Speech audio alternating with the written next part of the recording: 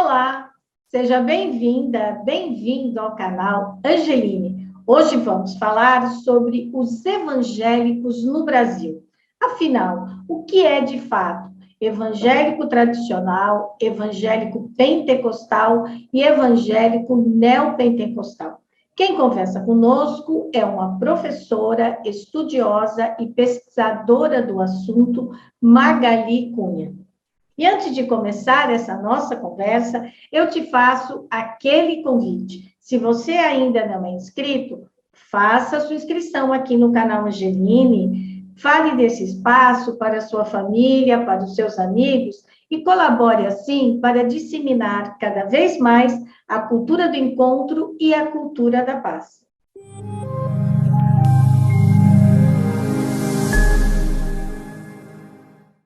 Professora Magali Cunha, é um prazer recebê-la aqui no canal Angeline. Muito obrigada por ter aceitado o nosso convite. Muito obrigada, Cris. É um prazer enorme poder contribuir e dialogar sobre temas tão relevantes, né? Então, a professora Magali Cunha é uma pesquisadora sobre temas religiosos aqui no Brasil, faz parte de vários institutos, tanto nacionais como internacionais, e também se especializou na questão dos evangélicos.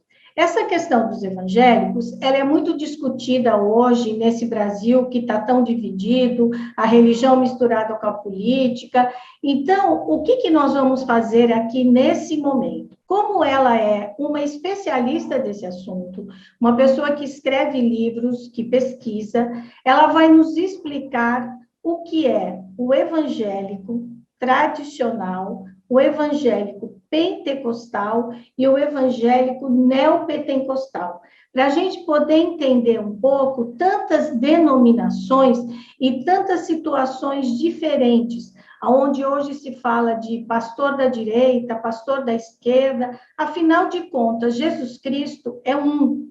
Então, como é que se explica tudo isso? Então, vamos começar, professora, falando sobre essas diferenças entre os evangélicos, que é a tradicional, a pentecostal e a neopentecostal. Então, as diferenças entre os evangélicos, ela já começa na Reforma Protestante, lá no século XVI, né? Eram muitos grupos, isso é o que vai caracterizar a Reforma, que é essa forma livre de pensar a fé, de ter as doutrinas, de fazer a leitura da Bíblia.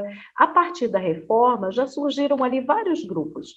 Os luteranos, os calvinistas, aí dentro desses grupos que seguiram esse ou aquele reformador, emergiram diferentes tradições, diferentes confissões, diferentes grupos, e essa forma de ser diferente, então, chega ao Brasil no século XIX, com missionários que vieram dos Estados Unidos principalmente, mas já vinham também alguns imigrantes ingleses, que trouxeram a igreja anglicana, imigrantes alemães, que trouxeram as igrejas luteranas, que também não é uma só, e dos Estados Unidos vieram os protestantes chamados missionários ou de missão, que trouxeram aí a igreja batista, presbiteriana, metodista, a congregacional. Isso tudo aí na segunda metade do século XIX no Brasil. Esses grupos chegam com a sua diversidade, mas havia muitos pontos em comum. Essa raiz da Reforma Protestante, a leitura da Bíblia sendo livre, partilhada, vieram trazendo escolas, universidades, nós conhecemos algumas, né? A Mackenzie, em São Paulo, dos presbiterianos, os metodistas, Piracicaba, São Bernardo de Ramos, lá no sul do Brasil também, os batistas com colégio. Quer dizer, havia uma ação para além dos templos, das igrejas, com a educação e também centros sociais. Aqui no Rio de Janeiro, no século XIX, esses protestantes atuaram bastante no combate à febre amarela, junto com Oswaldo Cruz. Quer dizer, havia uma perspectiva social bastante interessante, ao mesmo tempo em que se trabalhava aí o proselitismo, a conversão das pessoas. É no século XX, no início do século XX, que vão chegar os chamados pentecostais. O movimento pentecostal, ele nasce em várias partes do mundo, na Europa, na Escandinávia, na Suécia havia um movimento forte, na Europa também, e nos Estados Unidos. Nos Estados Unidos, ele vai se estabelecer com muita força, principalmente com os latinos, ali naquela região de Los Angeles, né? E a população mais discriminada, latina, a negra. Então, é um movimento religioso que vem do protestantismo, mas se estabelece de uma forma mais popular, principalmente com os grupos discriminados culturalmente ou racialmente. E esse protestantismo pentecostal, ele chega ao Brasil com missionários que vêm dos Estados, de uma experiência dos Estados Unidos, mas são suecos, vão chegar primeiro os suecos, que vão fundar as chamadas Assembleias de Deus, depois chegam outros grupos que são de outras vertentes dos Estados Unidos, mas não é tanto esse pentecostalismo negro, que nasce mais negro e latino nos Estados Unidos. Ele vem já com uma influência mais branca, né, das Assembleias de Deus, a Congregação Cristã do Brasil, a Igreja do Evangelho Quadrangular. Enfim, a gente vai ter, a partir dessa primeira metade do século XX, um mosaico de igrejas que vem dessa tradição que eu coloquei histórica da Reforma, esses grupos pentecostais, e é claro que à medida que chegam no Brasil e se estabelecem, vai se ter uma brasilidade aí também, o jeito de ser brasileiro vai ser adicionado, e a gente vai ter os grupos que vão nascer no Brasil, que são advindos aí dessas tradições todas. Então, nós vamos ter igrejas brasileiras como a Igreja Evangélica de Confissão Luterana, que é da tradição luterana, mas nasce no Brasil. Vamos ter as igrejas pentecostais, que vão nascer no Brasil, aí, a Igreja Deus e Amor, Igreja Brasil para Cristo, depois... Aí, na finalzinho das últimas 2 décadas do século XX, nós vamos ver o que o estudioso Ricardo Mariano, da USP, vai chamar de neopentecostalismo. Quer dizer, o que é isso, esse novo pentecostalismo? É um pentecostalismo que vai ser abrasileirado e trazendo ênfases que não eram tanto as ênfases desses pentecostais que chegaram no início do século XX. São ênfases mais voltadas para 2 pontos, principalmente. A teologia da prosperidade, que é uma teologia de que Deus abençoa as pessoas à medida que ela consegue coisas materiais, prospera. Não é só dinheiro, não. Muita gente restringe a questão de posses, de bens, de dinheiro, mas não é só isso, não. É a questão da saúde também, de não ficar doente, e também da felicidade na família, né? Então, é a prosperidade de um modo amplo, né? É claro, a área das finanças é uma questão forte, mas também a felicidade na família e a questão da saúde. Então, esses grupos vão enfatizar muito esses aspectos e vão se multiplicar fartamente pelo Brasil, porque são os anos 80, a década perdida, fim da ditadura militar, muita pobreza no país, ausência do Estado na saúde. Então, esses grupos vão trazer um oferecimento religioso para temas que até então era uma carência muito grande da população. Então, a gente vai ver a emergência da Igreja Universal do Reino de Deus, da Igreja Renascer em Cristo, da Igreja Internacional da Graça de Deus. Eu não vou nem citar, estou citando aí os principais, são muitos grupos, né? A gente vai ver assim, um grande número de igrejas que vai estabelecer, se a gente já tinha um mosaico antes de igrejas evangélicas ou protestantes, aí, a partir da década de 80, finalzinho do século XX, vai se multiplicar ainda mais. E vão ser criadas no século XXI, nos anos 2000, as chamadas corporações evangélicas, que são como que pequenas empresas do mundo religioso, né? Que aí são igrejas, como a Universal, que vão ter aí seus espaços de mídia, que vão ter aí empresas com comercialização de produtos voltados para o universo religioso, e então a gente tem essa multiplicidade, né? É interessante, eu vou fechar essa primeira intervenção dizendo que isso é interessante porque vai mostrar um Brasil muito plural, quer dizer, a gente vai ter, nós tínhamos a hegemonia católica, vamos dizer aí até a segunda metade do século XX, uma hegemonia forte, uma presença católica muito forte, mas com essa diversidade evangélica, vai ficar em evidência um Brasil plural do ponto de vista religioso, não só cristão, porque também as religiões de matriz africana, também os outros grupos religiosos vão ganhar uma visibilidade que não tinham antes, por causa dessa presença evangélica mais forte. E essa presença evangélica mais forte, na verdade, ela começa a atacar as igrejas de matrizes africanas, as religiões de matrizes africanas. E é por isso que as religiões de matrizes africanas também começam a aparecer e começam a dizer, não, nós estamos aqui, nós queremos ser respeitados. É isso? Também, na verdade, as religiões de matriz africana, elas sofrem o preconceito, a intolerância por muitos anos, né? Por muitos séculos. Havia uma rejeição muito grande, e há ainda, da parte da Igreja Católica, que ainda é a igreja majoritária, o cristianismo mais forte no país, já havia isso de muito tempo. As religiões de matriz africana eram proibidas no país até aí os anos 50, né?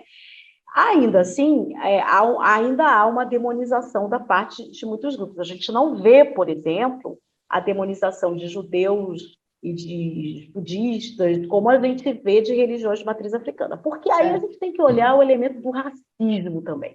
O racismo estrutural marca muito bem essa distinção. Agora, o que você pergunta tem sentido, porque à medida que os grupos evangélicos crescem e se expandem como grupos religiosos, eles vão fazer, principalmente os grupos chamados neopentecostais, vão tornar mais visível essa rejeição das religiões de matriz afro, que vão se tornar, aí, vamos dizer, um alvo de proselitismo, de conversão, de dizer que ali você tem expressões de demônio, dos inimigos de Deus, e aí precisam ser salvos e resgatados dali. Agora, há grupos dentro desse universo enorme que são grupos chamados mais extremistas, que vão, inclusive, atuar na destruição de templos, né, de terreiros de candomblé, até de igrejas católicas, né?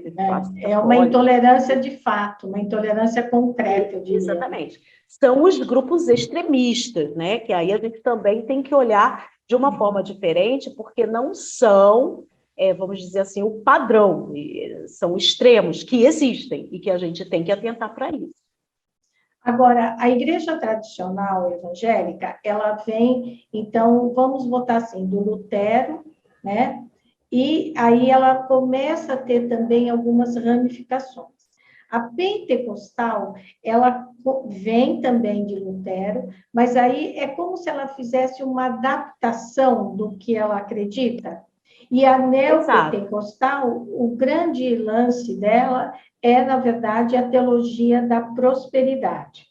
Você dá a Deus e Deus te dará em troca. É isso? Isso, é bem resumido, claro, eu não quero... Exatamente. O que você está correta. Sim, é uma síntese que vai por esse caminho, sim. Quer dizer, você tem uma tradição protestante que vem da Europa, da Reforma, que está baseada na leitura da Bíblia, na liberdade de pensamento, de doutrina, né? Então, é isso que vai marcar. Porque só para a gente lembrar aqui, desculpa, professora, mas essa liberdade é porque as pessoas aqui devem se lembrar, ou pelo menos saber, que durante quando a Igreja Católica dominava, ninguém podia ler a Bíblia, eram só os padres que sabiam latim, ela era super reservada. Então, quando Lutero rompe com a Igreja Católica, a primeira coisa que ele faz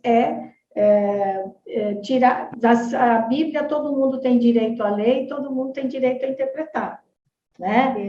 Nós tivemos aqui um vídeo com a pastora Romy, e ela explica muito bem sobre uma verdadeira aula mesmo de Lutero, bem interessante. Isso mesmo. É isso mesmo. Junto com a coisa da Bíblia, tinha também essa dimensão que se chama da graça. porque havia uma teologia dominante que era da igreja mediando a relação com Deus. Quer dizer, só se podia chegar a Deus e conseguir perdão, conseguir o acesso a Deus por meio da igreja. Com o protestantismo, prega-se que não há mediação. Quer dizer, a relação é direta e a igreja facilita apenas essa mediação. Então, estou também resumindo aqui, fazendo uma ideia bem simplificada, né? E também tinha aquela história dos santos, né? Fale direto com Deus. Eu escutei muito evangélico dizendo isso, né? Você tira os santos, você elimina, então fale direto com Deus. Tem a ver também com isso, né? Exatamente. E a ideia de que todos são santos, né? Você não tem pessoas especiais. Quer dizer, toda pessoa de fé, ela é santo por natureza, porque ela tem fé e ela vai testemunhar a presença de Deus no mundo. Quer dizer, essas teologias que foram marcando o protestantismo ao longo dos séculos. E os pentecostais, eles têm uma marca diferenciada. Qual é a diferença? É a experiência com o Espírito Santo. O pentecostalismo, ele é marcado pela experiência de que a presença do Espírito Santo se manifesta na vida de uma pessoa por meio dos dons. E o primeiro e mais importante dom é o dom das línguas estranhas. Então, quando aí se fala de batismo pelo Espírito Santo. Quer dizer, você faz o batismo com água, que é o batismo tradicional, mas é necessário um segundo batismo.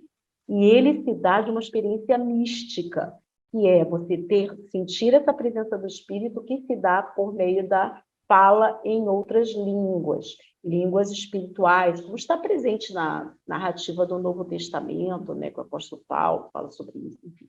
E esses dons se manifestam, primeiramente, esse batismo, mas também o dom de pregar, de profetizar, de curar. Então, são os chamados dons do Espírito Santo. Como estão na Bíblia, se manifestariam na vida das pessoas assim. Então, essa é a marca.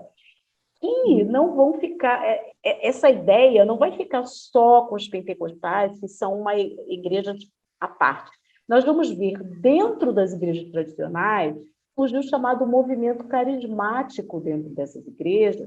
A Igreja Católica tem, as igrejas evangélicas tradicionais têm, que vão tomar essa teologia do batismo do Espírito Santo e trazer para as igrejas tradicionais, com a ideia de que não é preciso se tornar um pentecostal para ter a experiência com o Espírito Santo. Daí vão surgir os chamados movimentos carismáticos dentro das igrejas. Que aí, quando eles falam da linguagem dos anjos, é isso? Só que é uma linguagem que só eles entendem, né, Magali? Se a gente quiser ter uma tradução disso, a gente não consegue. Na verdade, consegue. Um dos dons do Espírito, segundo se segue essa doutrina da Bíblia, um dos dons, você fala em línguas, mas tem o dom da tradução. Então, inclusive, uma das indicações que existem na Bíblia é que se não há tradução, não há o dom, porque para que serve uma língua que só uma pessoa está falando e ninguém entende? Então, existe sim essa indicação da tradução. E isso acontece. Alguém vai falar e alguém vai traduzir, né? Dentro dessa prática mística, porque é uma prática mística que esses grupos, para quem está presente naquela experiência e está envolvido, vai compreender ali aquele momento, aquele processo, né? Agora, as igrejas neopentecostais aqui no Brasil, que é uma coisa brasileira, depois foi exportada para a África, né? Tem também nos Estados Unidos, agora tem em Portugal, aonde se fala português, praticamente a igreja neopentecostal. Ela, na verdade, ela ocupa também um espaço que o Estado não ocupou, como a senhora disse aqui, né, no final da ditadura, e ela também faz uma coisa que eu já presenciei, que eu fui a alguns cultos para poder entender um pouco, que é a inclusão. Então, as pessoas que vão às igrejas neopentecostais, elas são incluídas nessa sociedade. Elas têm o que se chama do pertencimento. não é? Então, ali se comemoram os aniversários, os casamentos, é um local de encontro. Se alguém na família tem um problema de álcool, de droga, a igreja blinda aquela pessoa, ela acaba saindo da droga e ela se converte a Jesus, que é o que eles dizem, né? E aí a família passa a ter, de fato, uma vida melhor nesse sentido de ter paz, porque você está em casa, uma pessoa alcoólatra, ou um menino, uma menina que fuma crack, cheira cocaína, só quem passa por isso sabe o que, que é. Né? Então, aí, com isso, essas pessoas, e também elas fazem uma coisa da prosperidade. Quem vende ovo, compra um vende ovo, outro vende o óleo, o outro vende roupa, eles vão se trocando informações e ajudando uns aos outros, não é? Isso, além de ocupar o Estado, né, além de ocupar o Estado, o espaço que o Estado deveria, a igreja também cumpre um papel ali social, no sentido de incluir essas pessoas. E com isso, aí entra muito na minha cabeça o que o líder, que é o pastor, fala. Então, diante de receber tantas coisas boas, aquilo que o pastor fala, eu vou dizer amém e pronto. É isso? Isso é um preconceito da minha parte. Olha, de tudo que você falou, a gente precisa ajustar algumas coisinhas.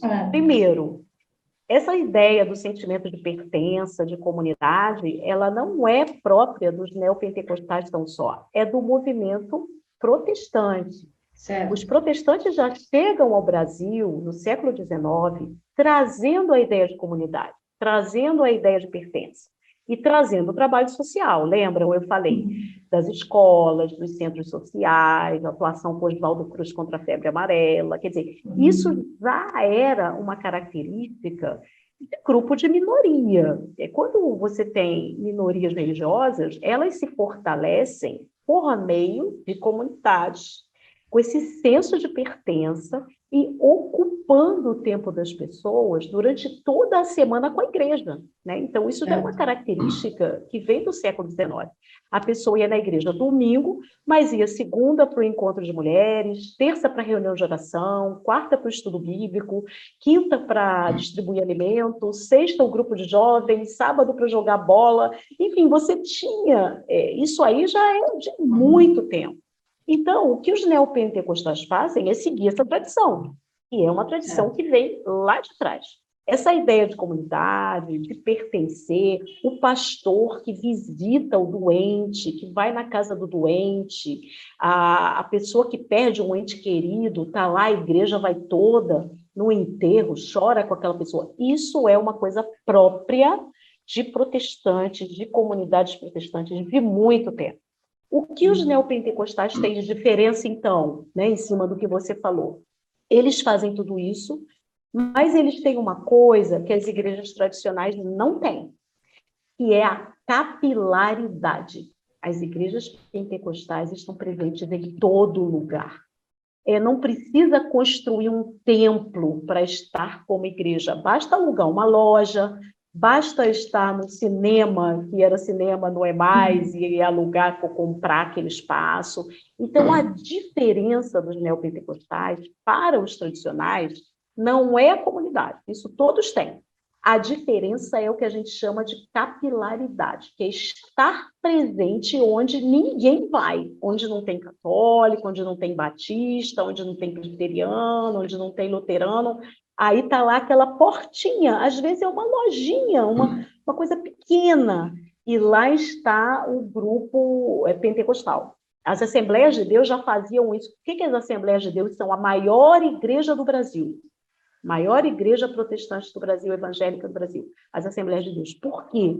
Porque desde 1910, quando elas chegaram aqui, a ideia era, temos que estar em toda parte. Então, aonde tiver um espaço, lá está a igreja. Então, não tem essa coisa de ter que ter um templo, de ter que ter... Por isso que a gente fala uma igreja em cada esquina. É justamente essa a marca, e aí essa ideia, porque como estão em todo lugar, estão com as famílias, estão com as pessoas, e as pessoas se sentem parte, né? Estão em todo lugar. Essa é a diferença que vai marcar. Certo. E como é que a gente chegou, professora, nessa polarização, nessa briga danada, a ponto de essa igreja, que está em todo lugar, que veio como uma reforma mesmo, né? Essa é a palavra, da Igreja Católica, para que todo mundo pudesse interpretar, ler a Bíblia, como que agora a gente ouve dizer pastor de direita e pastor da esquerda? Esse é um fenômeno recente no Brasil. Nós não tínhamos esse tipo de abordagem até os anos 2000. Até os anos 2000, você tinha uma presença religiosa na política que era fortemente dominada pela Igreja Católica. A Igreja Católica está na política desde que os portugueses chegaram com a Igreja, né? Então, os portugueses chegaram com a Igreja Católica teve esse reconhecimento na política desde sempre, a CNBB, com uma presença forte e tal. Até os anos 2000, você terá os evangélicos com uma presença menor. A bancada evangélica no Congresso Nacional, ela se forma na Constituinte, em 86, naquelas eleições, quer dizer, é uma coisa recente, do final do século XX, né? Agora, o que vai acontecer? Por que vai chegar nesse ponto que você coloca, né? É porque dos anos 2000 para cá, então já estamos falando dos últimos 20 anos, nós vamos ver uma articulação mais forte de principalmente duas igrejas que vão querer uma presença mais intensa na política e vão querer influenciar mais na política, não só no Congresso Nacional, mas eleger para os cargos executivos, ocupar os espaços todos da política, que são a Igreja Universal do Reino de Deus e as igrejas Assembleia de Deus. A gente tem que colocar sempre no plural as Assembleias de Deus, porque não são uma coisa só também. Essas duas igrejas, elas têm um projeto, elas começaram a formar pessoas, seus pastores, membros da igreja, para atuar na política, para ter uma influência. E esses anos 2000, elas, de fato, aumentaram em número de eleitos, elegeram governadores, prefeitos. A gente viu, por exemplo, em São Paulo, Celso Russomano, que não é um evangélico, mas foi lançado pela Igreja Universal do Reino de Deus, porque trabalhava na TV Record com um programa muito popular, né? Então, a Igreja Universal não usou somente dos seus membros para fazer política, mas também de pessoas relacionadas a ela. Então, exemplo, Celso Russomano em São Paulo, Marcelo Crivella, bispo no Rio de Janeiro, da Igreja Universal, acabou sendo prefeito, primeiro senador, depois prefeito. Então, a gente vai ver esses grupos atuando com muita intensidade, mas também outros. Eu falo desses dois porque são as igrejas mais destacadas que têm esse projeto. A gente vai ver que um segmento da política nacional, e esse é o segmento mais conservador de direita, observou isso e articulou uma aliança com esses grupos. E aí eu estou falando de um período que vem bem recente, do ano de 2013 para cá, que construiu a candidatura do atual presidente do Brasil, de Jair Bolsonaro, identificando que ali poderia haver uma aliança e trabalhando com o imaginário muito forte dos evangélicos, desde que os missionários chegaram no século XIX, que era o imaginário de um presidente evangélico, que o Brasil pudesse ter alguém na presidência que pudesse trazer a fé evangélica com mais evidência. Foi feito uso desse imaginário, eu falo uso mesmo, porque é um uso político da religião, por grupos que não têm nada com religião, mas que se articularam nessa aliança com religiosos para uma articulação de campanha para a presidência da República. Isso vem de 2013, 2014, culminou em 2018 com a eleição de Jair Bolsonaro, e nós vamos ver essa aliança muito forte. E Jair Bolsonaro vai levar para ministérios figuras das igrejas, né? Ministérios e essa articulação toda, essa aliança toda. E nós vamos ver, então, uma reação dos grupos que são religiosos, mas que não apoiam, não compactuam com essa perspectiva, Aí a gente vai ver o pessoal mais à esquerda e de oposição aparecer como uma reação, né? Uma reação. É claro que os grupos evangélicos de esquerda, eles sempre existiram durante todo o século XX, mas grupos muito minoritários, porque a perspectiva da política foi mais conservadora entre os evangélicos. Primeiro, para não se meter em política, essa era o mote evangélico, não se mete em política. Então, isso perdurou até 86, quando foi formada a primeira bancada evangélica, e depois nós vamos ver um crescendo, que vai culminar com essa evidência toda, que vai ser dada pelo governo de Jair Bolsonaro, que, de fato, ele não é um presidente religioso, mas faz essa aliança e articula esse uso político da religião com muita intensidade, e por isso a gente vai perceber isso acontecer, como você disse agora, essa polarização, porque à medida que isso aparece, vão aparecer as reações, a oposição. Então, entra essa polarização toda. Certo. Agora, nessa questão dos evangélicos, quando você vai para a política e eles começam a ter um poder grande, porque nesse governo eles têm um poder muito grande, né? Também começa a se falar de ter uma bancada católica. Meu Deus, será que nós vamos travar uma guerra de religiões no Congresso? Olha, a bancada católica ela já existe desde 2013, a Frente Parlamentar Mista Católica Romana. E justamente a Frente Católica Romana foi criada para concorrer com a bancada evangélica no Congresso. A bancada evangélica ela se forma em 1986, com as eleições. Em 2004 é formada a Frente Parlamentar Evangélica, dando uma articulação ali mais ampla, porque foram criadas as frentes, na verdade, né? Várias outras frentes parlamentares. E aí surgiu, em 2013, a Frente Parlamentar Católica. Ela existe, e ela é liderada, primeiro o deputado Eros Biondi, hoje ela está com, como ele chama, Francisco, eu vou lembrar o sobrenome dele, que é de Goiânia, que é uma liderança católica de Goiânia.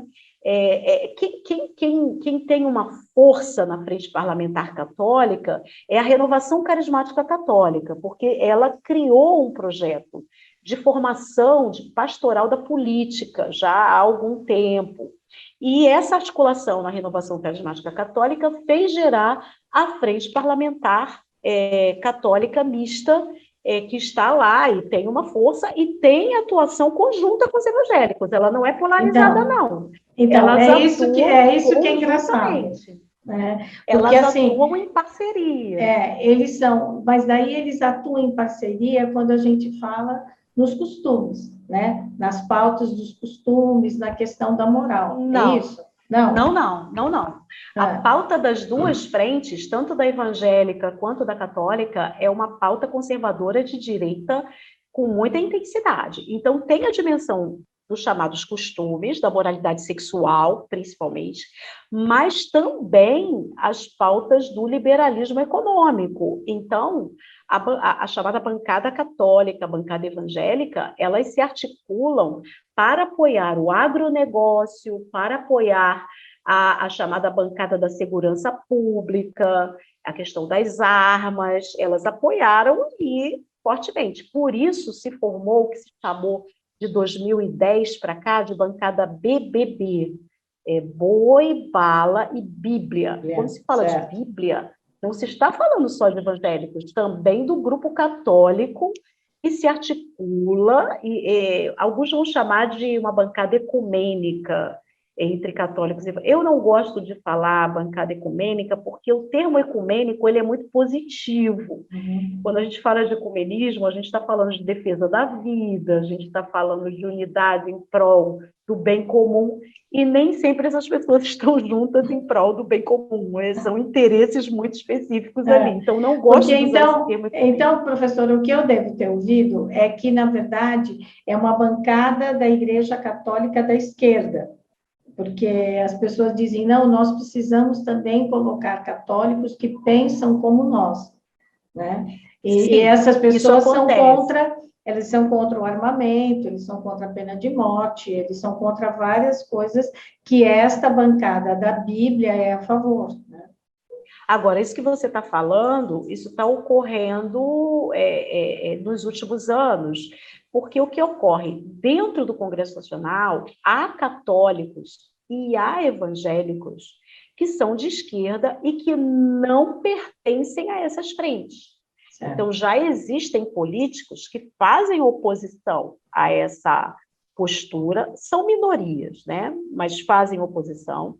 E desde 2018 para cá, há uma articulação para a eleição de políticos religiosos de oposição a essa postura de esquerda. Então, entre os católicos, católicos participam hoje fortemente de um grupo chamado Cristãos contra o Fascismo.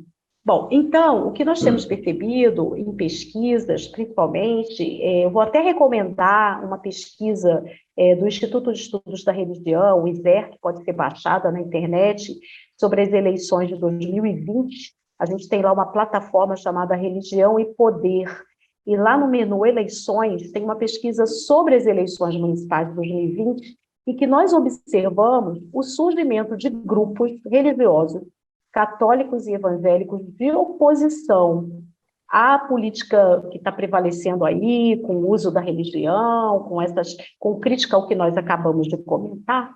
E esses grupos têm surgido, e surgiram já para as eleições de 2020, um deles se chama Cristãos contra o Fascismo.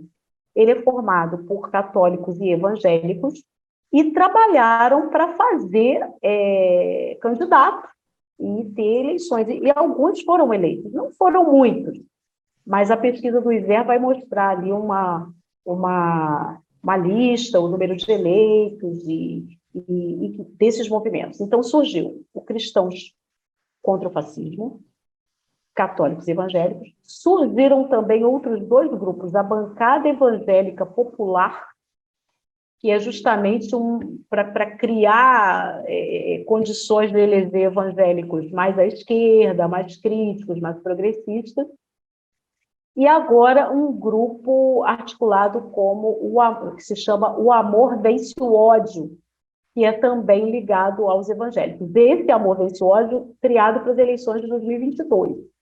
E nas eleições de 2022, Cristãos contra o Fascismo e Bancada Evangélica Popular estão vindo também com a experiência das eleições municipais de 2020 para atuar na formação, então, de políticos e eleger pessoas que possam ocupar esses espaços com uma outra perspectiva.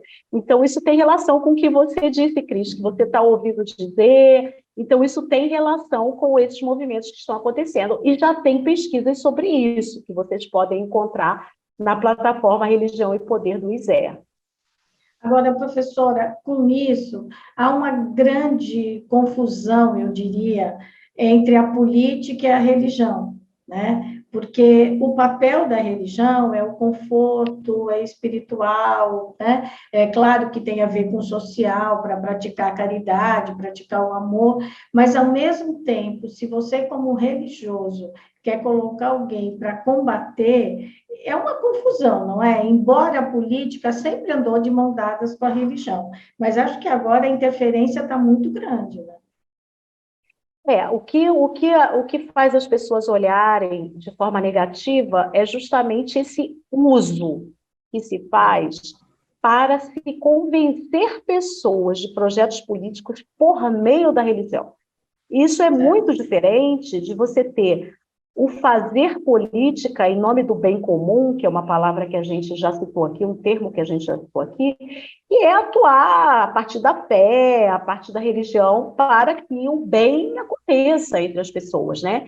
Isso não é novidade, nós temos experiências no mundo, como Gandhi, com o hinduísmo. Gandhi era um religioso e é uma pessoa historicamente reconhecida pelo que fez em nome da religião. Nós temos Martin Luther King, que era um pastor da Igreja Batista e que enfrentou o racismo nos Estados Unidos a partir da fé que ele tinha, e ele quis colocar essa fé em prática, né? Nós temos Nelson Mandela, não era pastor, mas um membro da Igreja Metodista na África do Sul, enfrentou o apartheid a partir da fé. No Brasil, a gente ficaria aqui fazendo uma lista enorme de católicos, de evangélicos, de pessoas de outras religiões, que tem essa perspectiva da fé e colocar em prática, e isso é fazer política, quando você coloca em prática uma ideologia, uma perspectiva que a gente tem, para que faça diferença na vida das pessoas, não só no interesse pessoal, né, ou de um determinado grupo, mas faça diferença na vida das pessoas, isso é legítimo, isso é saudável. O problema é quando se faz um uso da religião para o benefício de um determinado grupo, quando uma parcela tem interesses até privados, né? Como é o caso das armas. Hoje em dia, quem está aí faturando no Brasil, a indústria de armas é das que mais lucra. Então, você usa a religião para apregoar uma ideologia que vai trazer benefícios para um determinado grupo e que vai lucrar, inclusive, financeiramente com isso, aí a gente tem um problema, e isso deve ser questionado. Mas a presença de quem defende perspectivas políticas saudáveis, em prol do benefício comum a partir da fé, é um elemento saudável que a gente deve valorizar. Faz até parte, né, da prática da fé. Isso mesmo, a gente tem experiências em muitas religiões.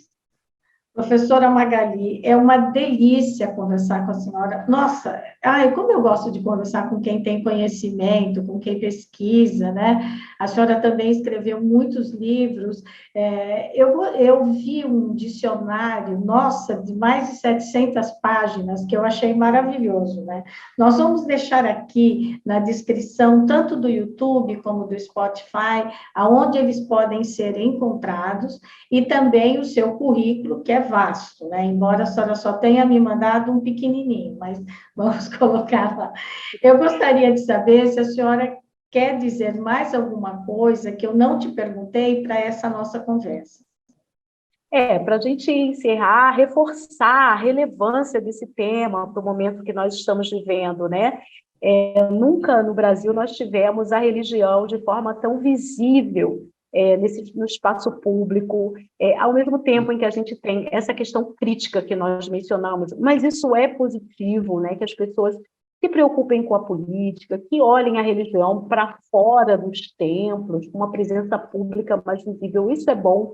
O que é preciso é ter o conhecimento, e é muito bom esse espaço, né, o canal Angeline propicia e outros espaços também para discutir esse tema, para que as pessoas tenham, então, esclarecimentos, para que as pessoas tirem dúvidas e não saiam repetindo coisas que vem um ou outro falar sem o conhecimento, porque aí a gente causa um mal, que é um mal que está muito por aí, solto, que é o mal da desinformação, né? Desinformação, fake news, e é assim que os maus políticos fazem uso da religião hoje, com fake news, com desinformação, e a gente precisa atuar no enfrentamento desse mal. Então, eu agradeço muito que a gente tenha tido essa conversa, que ela seja colocada à disposição das pessoas, e que as pessoas busquem se informar, porque esse é o melhor caminho da gente participar da política, com informação cidadã, e isso é muito importante.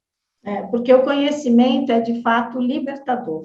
Né? Eu posso pensar diferente da senhora, eu posso pensar diferente de outra pessoa. O que nós precisamos é ter conhecimento e um diálogo civilizado. Né? Isso, e respeitoso, né? E se a gente não tiver esse diálogo, também a gente não vai chegar à paz. Se cada um ficar só na sua bolha, a gente não vai mudar. Então, professora, eu conversei aqui com o Faustino Teixeira, que a senhora deve conhecer, aquele teólogo de Juiz de Fora, que é muito bom. Falamos sobre diálogo e paz.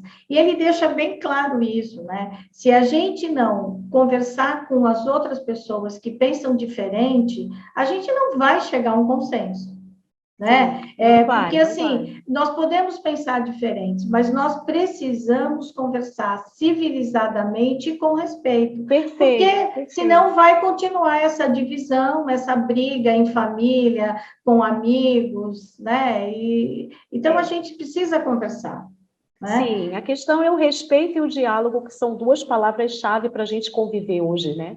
Isso. E também ter conhecimento, né? Se informar primeiro, antes de ficar só acreditando no que ouve, né? A gente precisa ir lá. Nunca a gente teve tanta maneira de ter conhecimento, né? Perfeito, basta dar um Google, basta conversar com um, ir numa biblioteca que é de graça, pegar um livro, olhar, todo mundo pode fazer isso, né? Bom, professor, é uma pena que seu tempo é curto, porque a sua conversa é maravilhosa, a senhora compartilhar aqui parte do seu conhecimento é maravilhoso, e também eu te agradeço muito pelo seu tempo, porque o tempo hoje é extremamente precioso. Eu te agradeço muito prazer mesmo enorme. Essa sua prazer fala. Enorme. E agradeço a todas as pessoas que estão aqui, ou nos ouvindo pelo Spotify, ou nos acompanhando pelo YouTube. Se você considera esse conteúdo relevante, compartilhe o vídeo, fale com a sua família, com os seus amigos sobre o canal Angeline e colabore também para disseminar cada vez mais a cultura do encontro e a cultura da paz. Até a próxima quinta-feira. Professora Magali Cunha, muito, muito obrigada. Tchau, um abração para você e para todo mundo que nos assiste aqui. Tchau. Tchau, muito obrigada.